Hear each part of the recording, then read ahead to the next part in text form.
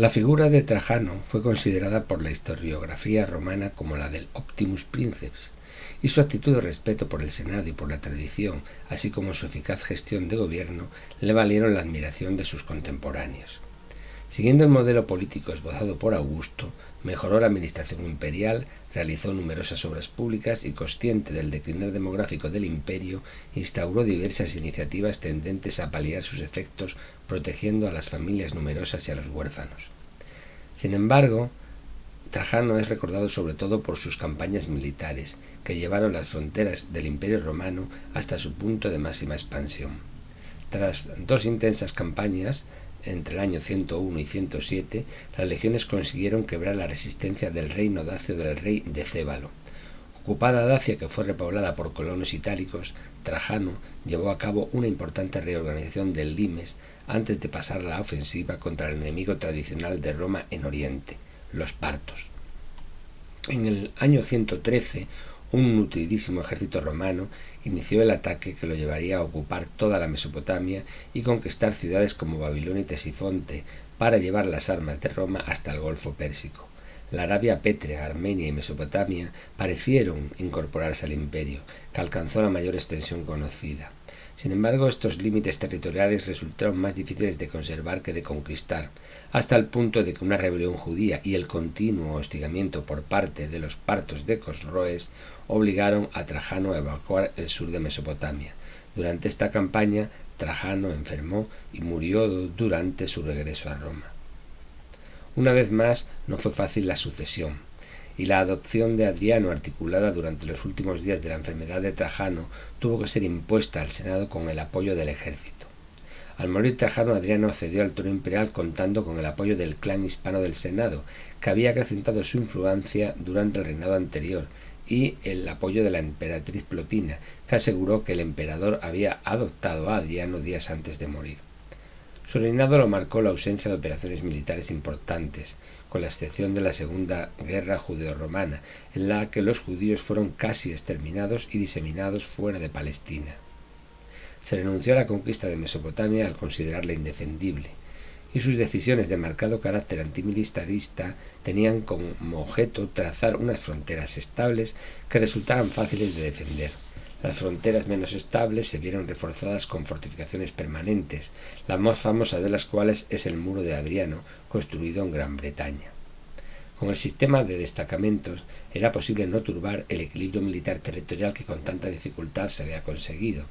Como consecuencia de la consolidación de acantonamientos estables y de los vínculos con la población local, estos soldados eran los principales agentes de la administración romana y un verdadero dique de contención contra las invasiones. A Adriano le sucedió Antonino Pío, que fue favorecido durante su carrera por el propio Adriano, que lo adoptó como su heredero el 25 de febrero del 138, tras la muerte de su hijo adoptivo Lucio Aelio Vero, con la condición de que el propio Antonino Pío, que en ese momento contaba con 52 años, adoptara a Marco Annio Vero, el hijo de la mujer de su hermano, y a Lucio, hijo de Aelio Vero, que después se convertirían en los emperadores Marco Aurelio y Lucio Vero. De esta forma, durara lo que durara el mando de Antonino, el legado imperial y el sistema sucesorio adoptivo no hereditario quedaba garantizado. Antonino Pío fue uno de los pocos emperadores que se enfrentaron a las crisis de su gobierno sin salir de Italia, tratando los asuntos bélicos provinciales a través de gobernadores o por medio de cartas. Continuó con la política antibelicista de Adriano y favoreció el desarrollo de las provincias. Tras desempeñar el reinado más duradero desde el de Augusto, Antonino murió en el año 161 de unas fiebres en Lorium, Etruria.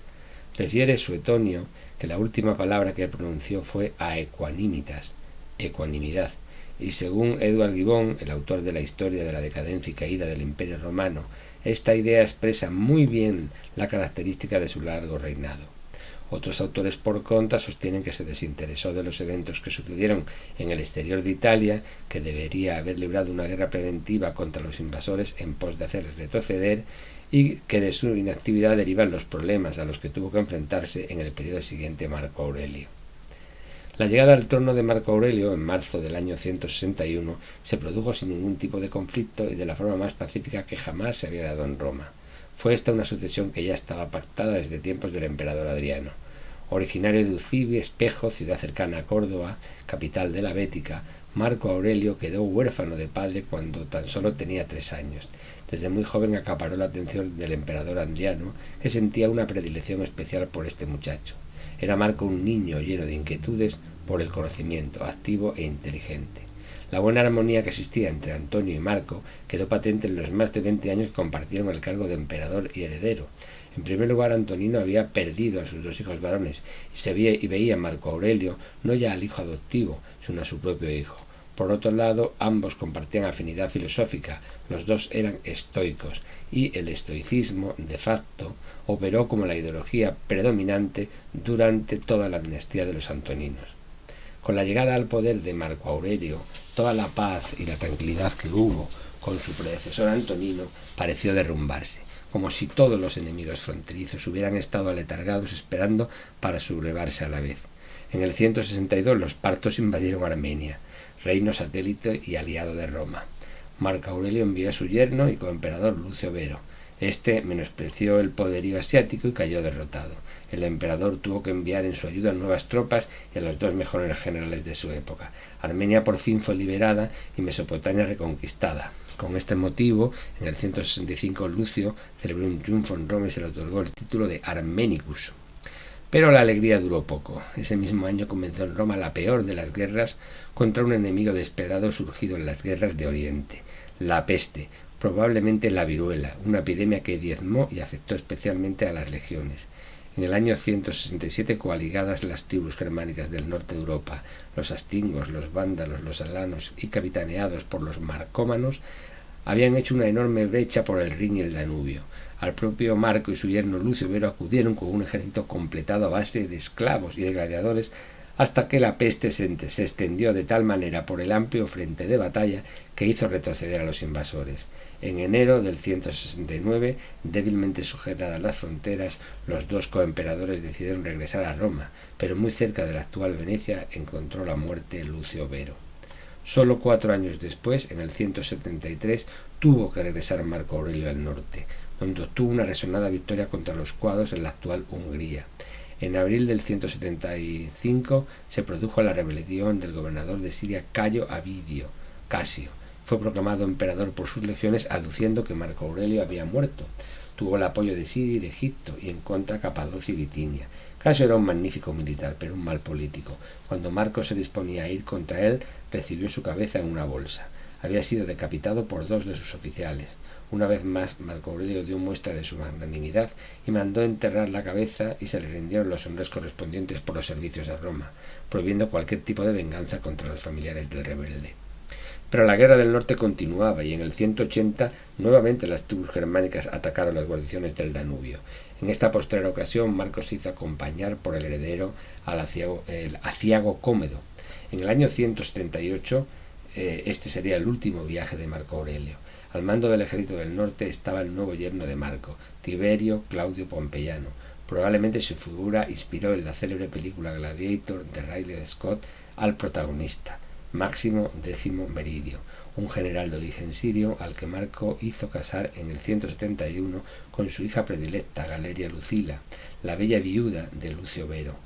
Algunos historiadores vieron en este matrimonio concertado por el emperador un intento de cambio al sistema de adopción imperial seguido por sus predecesores, pero no hubo tiempo.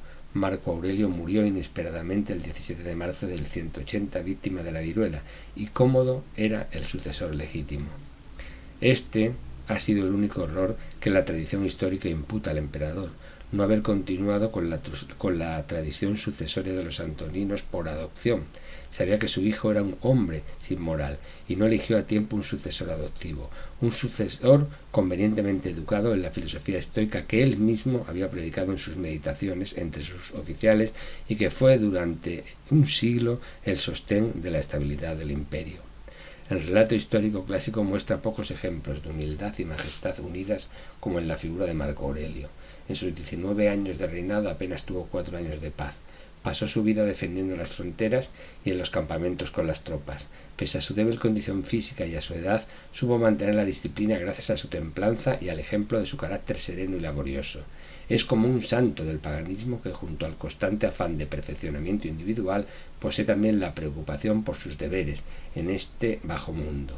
Honrado como nadie, realizó en su vida el ideal más elevado de los clásicos antiguos. Lucio Aurelio Cómodo Antonino nació el 31 de agosto del año 161. Como su nacimiento se produce cuando su padre era ya emperador, se le considera nacido en la púrpura, pues ya parecía destinado a reinar. Cómodo no fue inteligente ni sabio, pero era alto y bien parecido, y mientras su padre vivió, hizo gala de cierta prudencia. Le gustaban ya desde joven los espectáculos circenses, los gladiadores sobre todo, que aun sin la posterior obsesión, a la muerte de Marco Aurelio y aclamado de inmediato emperador, puso fin a las guerras germánicas, aunque el problema distaba de estar solucionado. Conseguida la paz, en octubre del 180, fue rápidamente a Roma, donde iniciaría un reinado más crispado cada vez y en el que fue mostrando una mayor degradación mental.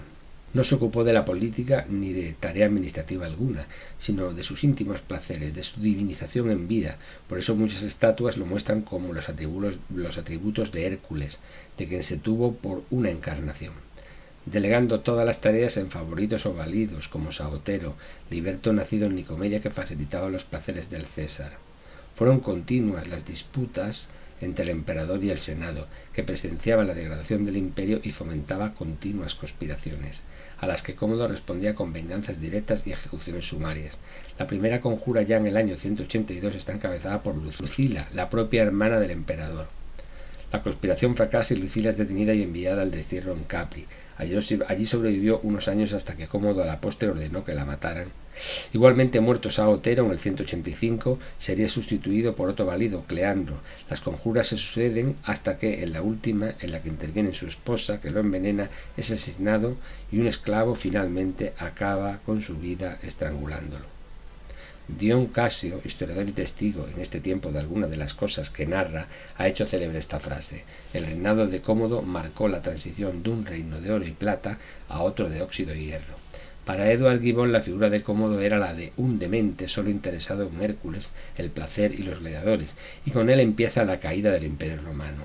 La obra de Gibbon, que se publicó en 1776, ha tenido una enorme influencia en la forma de abordar la historia del Imperio Romano por las generaciones de historiadores posteriores.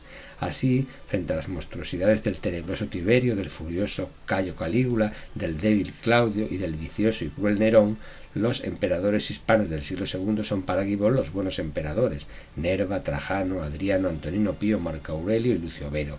Y en los Flavios, el valeroso Vespasiano, el humano Tito, se contraponen al misántropo e inhumano Domiciano. Como apunta Mary Beard, buena parte de los textos modernos sobre los emperadores romanos se enmarcan en términos similares en torno a los personajes imperiales buenos y malos, y ello a pesar de la gran cantidad de conjeturas y exageraciones que conllevan las mencionadas crónicas históricas de Suetonio y Tácito y de Dion Casio.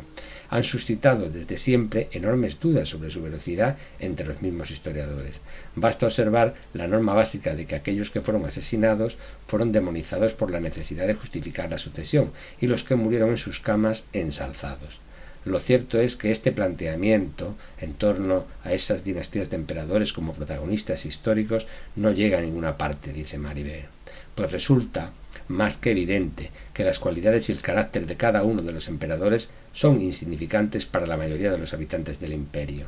Las biografías imperiales son irrelevantes para explicar cómo durante 2 siglos en el mundo mediterráneo y en Europa occidental hubo una estructura de mando sorprendentemente estable, y tampoco sirven para conocer la estructura esencial de la historia de Roma y la génesis de los grandes progresos transmitidos.